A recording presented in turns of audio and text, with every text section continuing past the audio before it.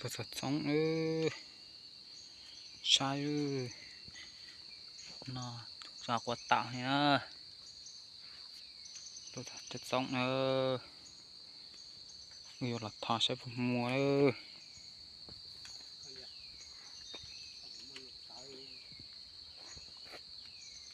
trái trẻ nào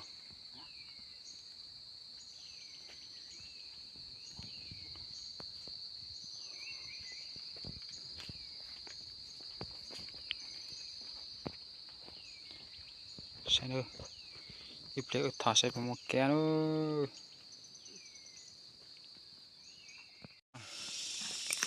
kết giống ơi nó đi nó ơi cái tí nữa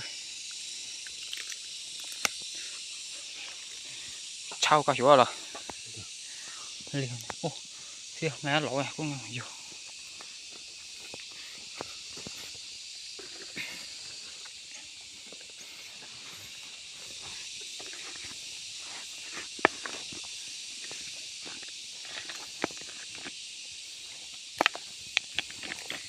qua lò cả bọn tí được cũng nhiều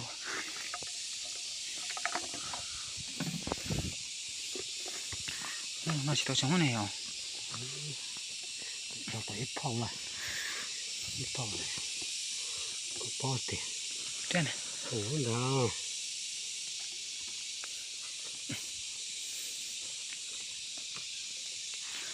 không chỉ nó ăn thôi chỉ nó vô nó ăn thôi nó chết đấy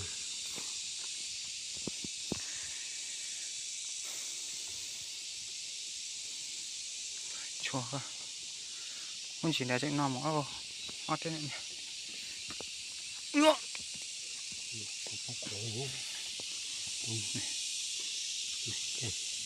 to chỉ to lên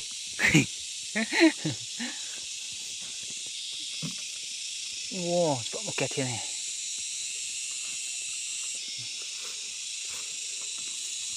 ngon này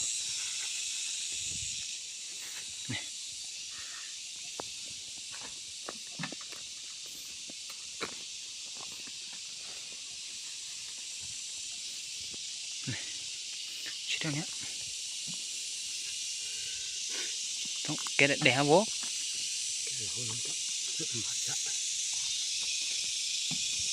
có tọt phua đã ta thì chỉ lót phua có không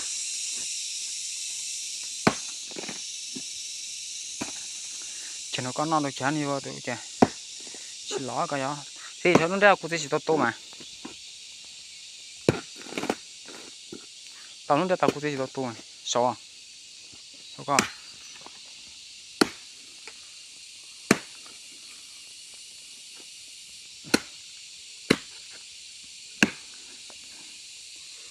không còn đây được thế và bác cá đã thua nếu chỉ coi thòng anh chỉ ô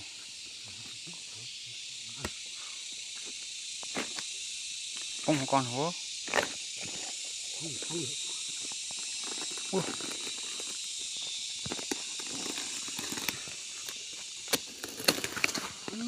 kéo vào nào kéo chắc kéo này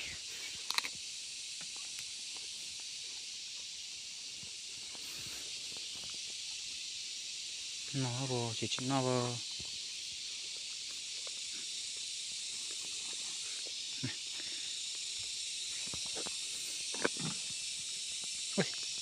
ôi phong tiểu này một tàu cá siêu cao rồi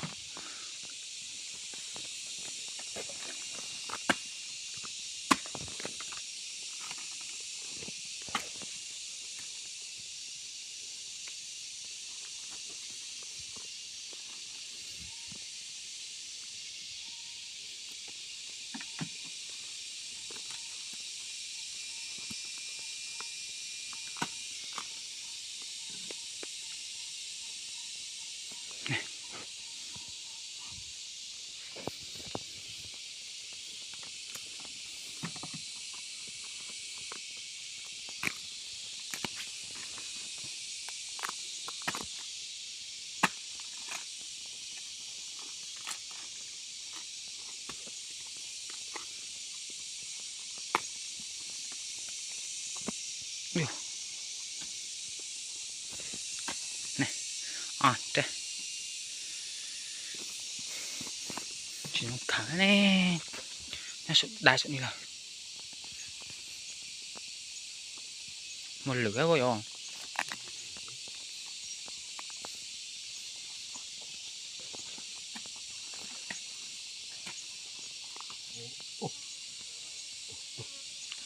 lắm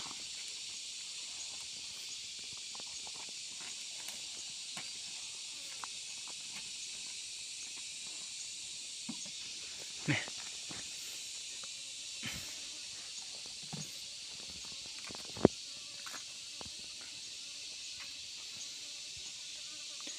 còn thấy tọn này tập phần mình sẽ nói vô thói ra phải hot ở nó phải hot tự nhé vô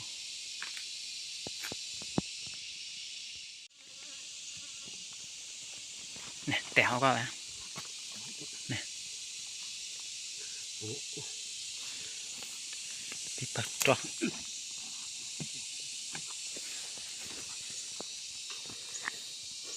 đặt kẹo điều còn té tận này thọ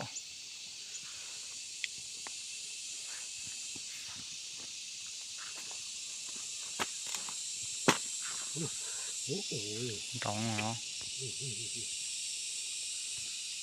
trời nhiều tre rồi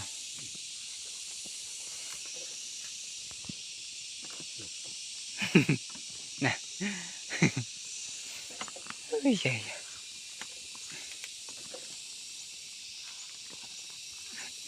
tạo ướp thuộc ra sẽ chuồn tiếp theo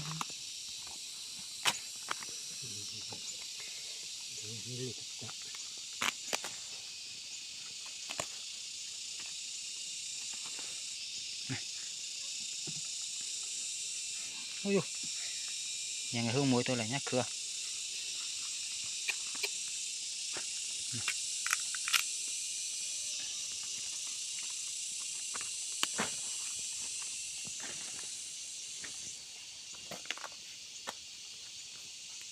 đấy không xong ở trong một thò này đi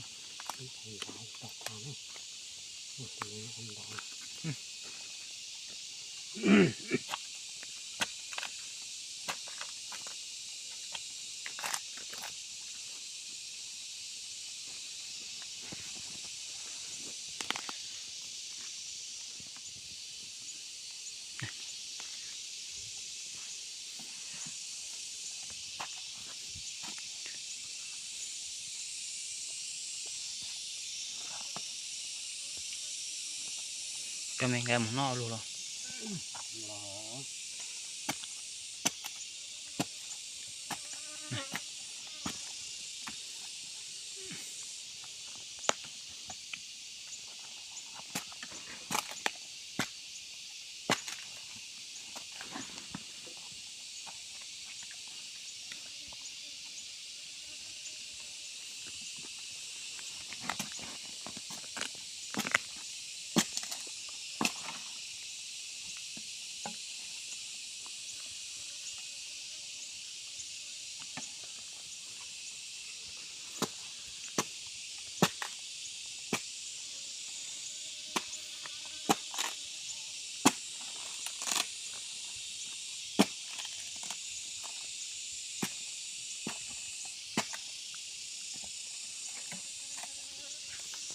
có tẻ này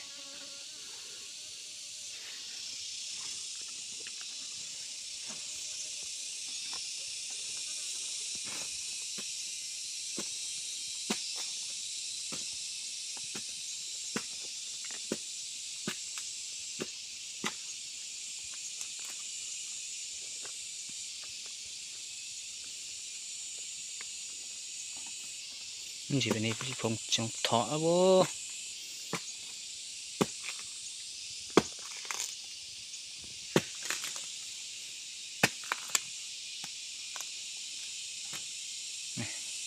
này chỉ két cho nó quá bên chỉ ken thì đủ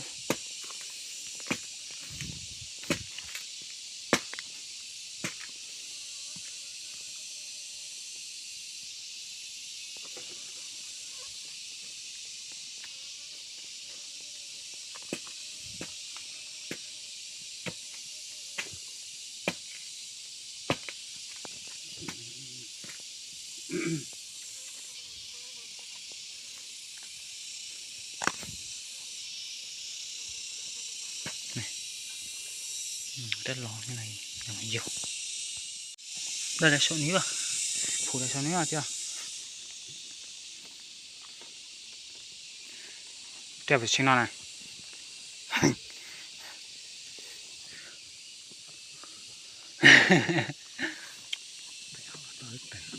Cái tỏi ạ.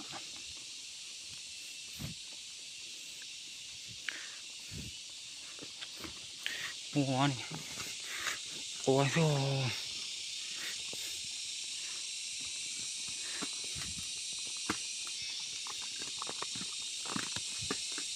Nó như một cái nữa với mua hay ngọt thì có tiêu.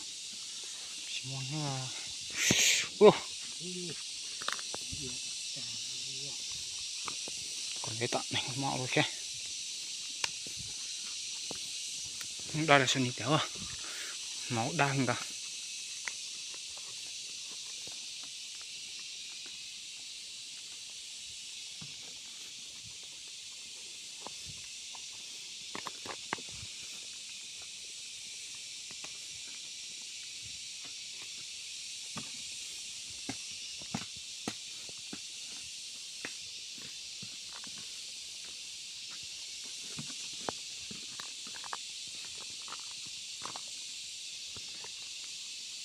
Ồ, bông đen nó cao thế ồ. Nó cao ạ. Tin chẳng con hờ. Papa.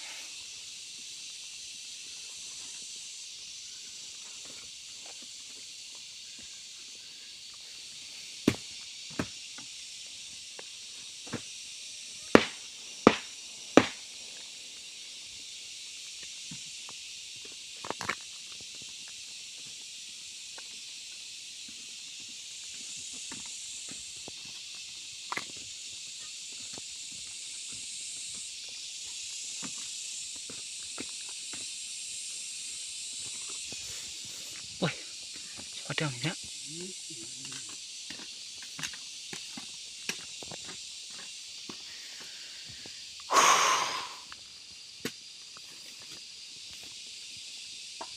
Ôi.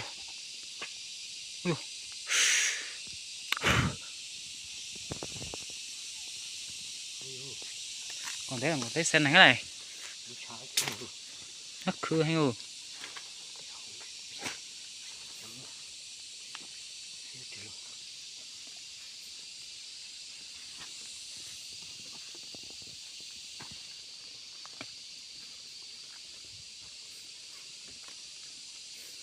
Đây hỏi nhau mày à?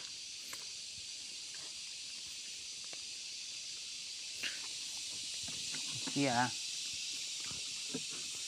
Chơi nhỏ à cả? Nhiều con đó. Cô ơi. Nó bộ vậu đấy. Ủa, tao tính mất luôn. Hoa chính xuống tàu cơ.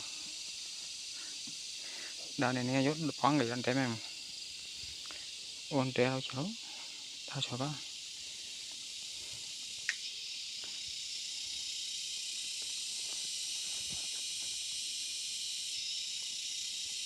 Lười.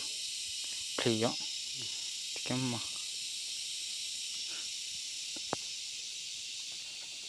Thế đó. Mình chả là hương muối đấy.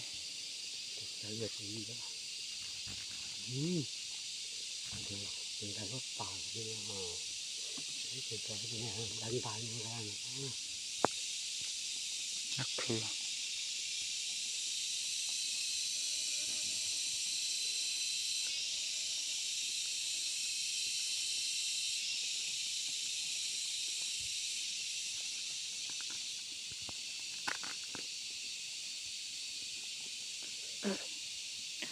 Chúng có thể chó rồi chúng tôi còn thấy xe là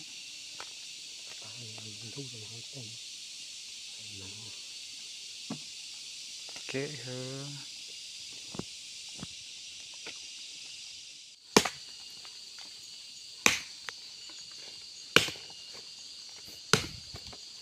Sao phải xin nó hư đó. Nó thật trồng thế nào con nào của nó xì cái nhỉ.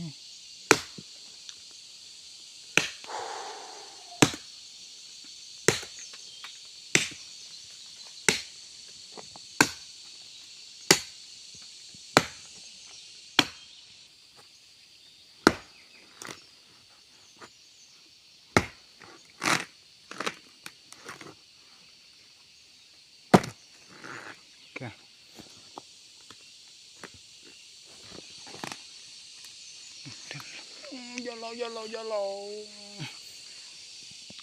mà nè rồi trẻ nó có mẹ khác mẹ à chi để nó có đồ à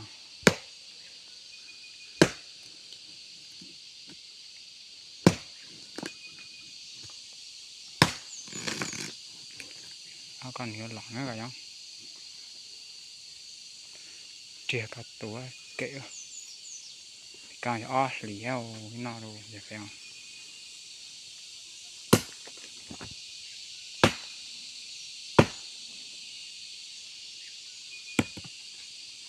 lỏng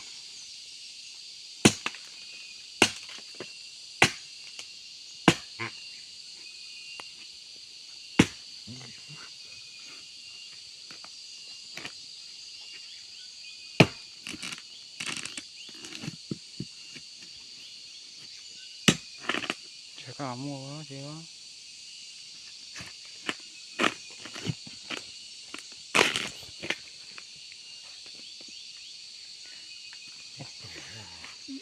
thế nào